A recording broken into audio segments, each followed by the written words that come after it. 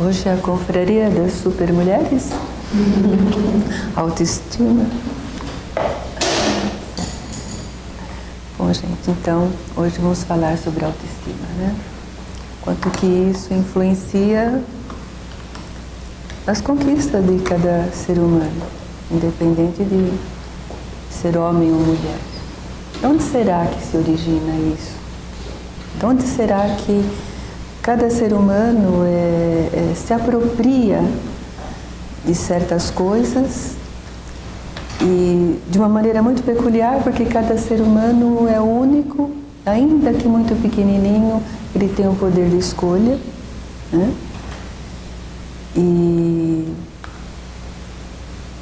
passa por experiências que marcam, a mesma experiência que marca um, marca diferente o outro. Então, só por olhar por esse lado, a gente percebe que cada um realmente é único quando faz essas escolhas, ainda que inconsciente, né? Então, nós temos o quê? O ser humano que nasce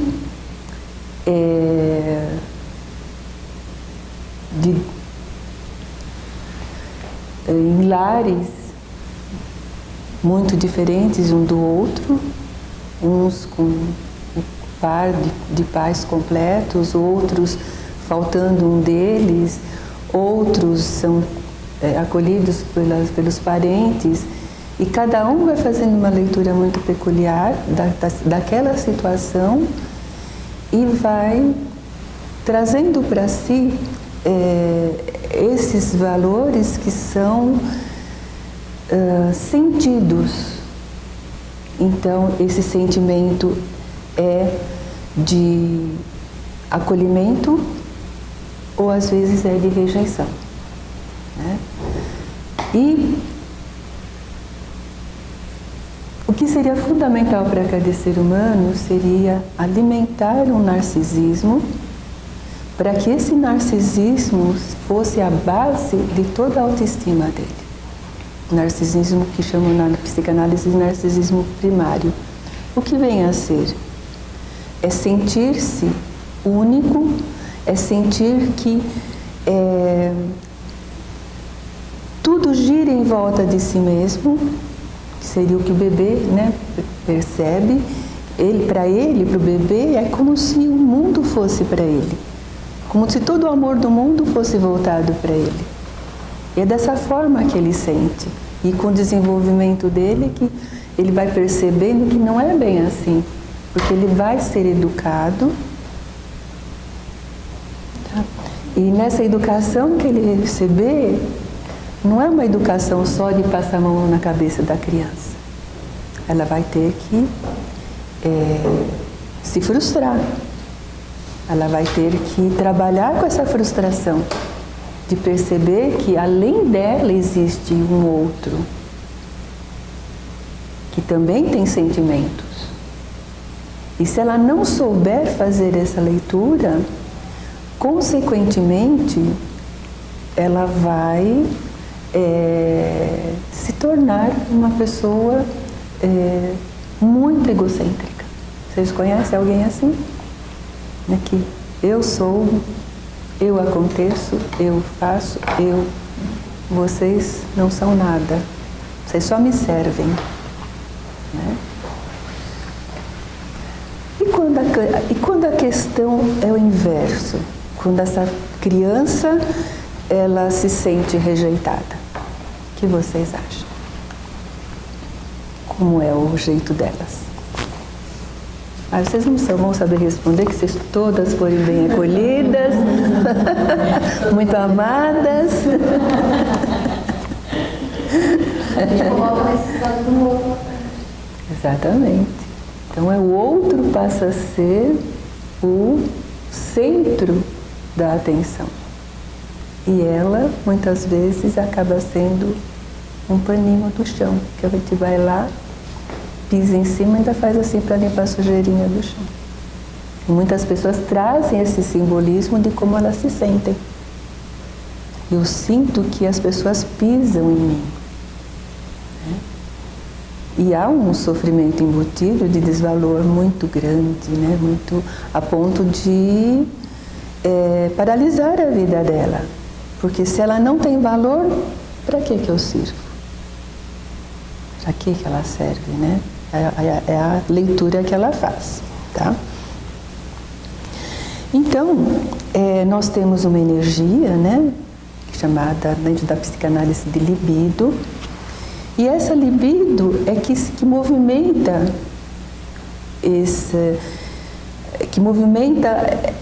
esse eu e o outro, e esse eu dentro de mim mesma, né? E essa libido é aquilo que faz o investimento no amor, do amor a nós mesmos e aos outros.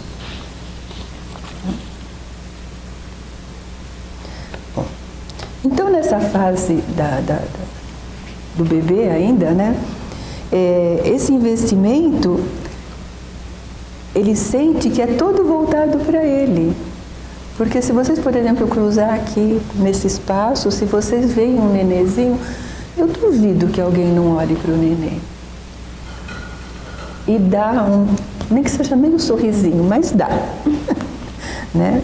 Parece que ele desperta isso dentro da gente. Parece que se a gente prestar atenção, é como se a gente regredisse no tempo, e não, a gente não vai lembrar disso, é claro, mas é como se a gente regredisse no tempo em que a gente era um bebê e que a gente era esse centro de atenção. Nossa, era uma delícia, mas também todo mundo ia lá e puxando, aí, nossa, e faz cosquinha, acho que não era muito bom. Né? Então tem essas coisas também, né? Então, se a criança for crescendo dentro dessa energia de si mesmo, ela realmente se torna egocêntrica. Ela realmente acredita que ela é um mundo, né? E isso provoca o quê? Uma reação dos outros, porque será que é fácil lidar com uma pessoa assim? Que é exigente, que ela se acha totalmente certa, ela não admite que seja criticada, porque tudo que ela pensa e ela faz é certo. Imagine como é lidar com essas pessoas e vai chegando num ponto que essas pessoas vão se afastando dela. E quando se afasta, o que vem? Vem aquele sentimento de isolamento, de angústia. Para ela é muito difícil lidar. Que nessa fase, geralmente, se ela tiver um pouquinho assim de consciência, ela vai perceber que ela não consegue lidar com isso sozinha. Aí sim, ela pode pedir auxílio para outra pessoa, para um terapeuta, para um psicanalista. Mas ela precisa pelo menos ter esse lance pequenininho, que seja de humildade, para aceitar, porque senão ela não aceita, que é o complexo de superioridade, que na verdade esconde o quê? O complexo de inferioridade. Então a coisa é bem, às vezes até muito mais complicado para um analista lidar com isso do que se a pessoa estivesse exposta ao complexo de inferioridade dela. É muito mais fácil de lidar do que o que esconde atrás do complexo de superioridade. Né?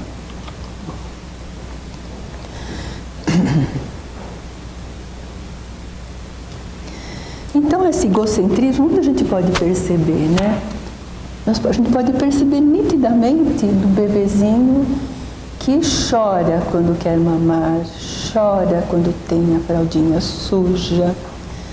Ele está pouco preocupado se a mãe passou a noite inteira acordada cuidando dele, se o pai perdeu o emprego, enfim. Para ele, o que ele quer é satisfazer os instintos dele, que é mamar, que é dormir, que é ter conforto, que é ser acolhido e tudo mais. Essa é a necessidade dele. E com o decorrer do tempo, né, que ele vai percebendo justamente que não é bem assim, né? Para vocês terem uma ideia, o bebê acha que o seio da mãe é dele, a mãe inteira é dele. Aí vai perceber com o passar do tempo que não é bem assim. Por quê? Porque aquele seio, quando sai da boquinha dele, faz o que tem que fazer e vai embora. Vai fazer o que ela precisa ser feito. É aí que ele começa a ter a percepção dele e do outro, né? É aí que ele começa realmente a perceber e é o início da inter-relação que ele tem com as pessoas, começando pela mãe, pelos mais próximos, pai, irmãos, enfim, família, né? Que ele vai começando a perceber isso e, à medida que ele vai crescendo, ele vai recebendo o quê? Aquilo que ele pode fazer daquilo que não pode, né? E isso vai fazer com que ele amadureça para a vida. Vai fazer com que ele, ao sair dos laços familiares, ele vai ser inserido na sociedade. Então ele vai aprender também que precisa dividir espaço, precisa dividir uma porção de coisas, né? Para se tornar realmente uma pessoa que vai ter uma harmonia no ambiente em que ela for viver, tá?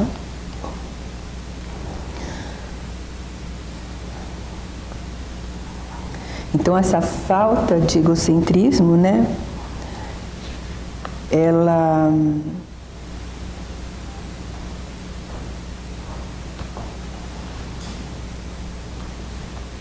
então essa falta de egocentrismo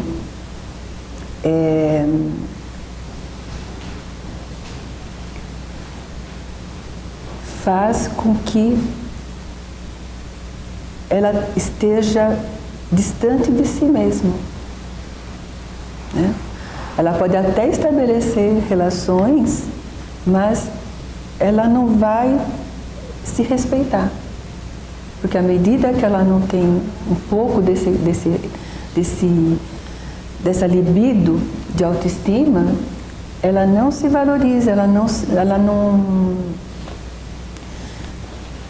é insegura, ela não confia nela, porque ela não recebeu esse incentivo do que ela pode, do que ela é capaz, do que ela vai conseguir. Falta isso nela, falta esse olhar de respeito para consigo mesma, tá?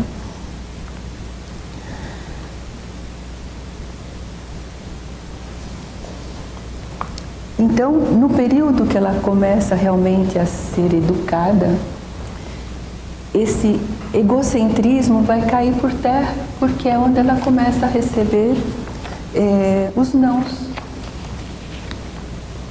É onde as pessoas que ela sempre admitiu como sendo aquelas que amavam, a idolatravam, na verdade, essas mesmas pessoas vão começar a dizer: olha, eu te amo, mas isso que você faz, eu não concordo.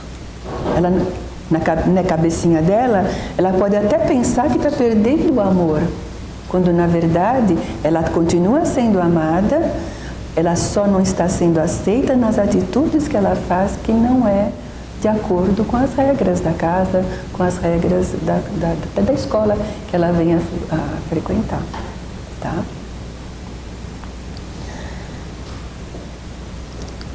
E tem algum tipo assim de experiência que ela possa ter que pode representar o sucesso ou o fracasso dessa criança futuramente? O que vocês acham disso? Vocês têm algum exemplo, alguma coisa assim? Da criança que... por que será que ela se sente rejeitada? Por que será? O que aconteceu com ela que ela não recebeu aquilo que realmente faria com que a vida dela fosse mais nutrida, para que ela se fortalecesse? Nossa, Como vocês estão silenciosas. Vergonha, deixa lá fora.